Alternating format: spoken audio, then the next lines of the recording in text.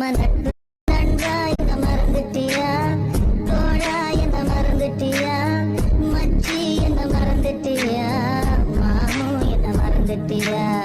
தோழா உந்த தோளில் சாய்ந்தால் போதும் போதும், தாய்மடியில் சாய்ந்தது போல ஆகும் ஆகும்.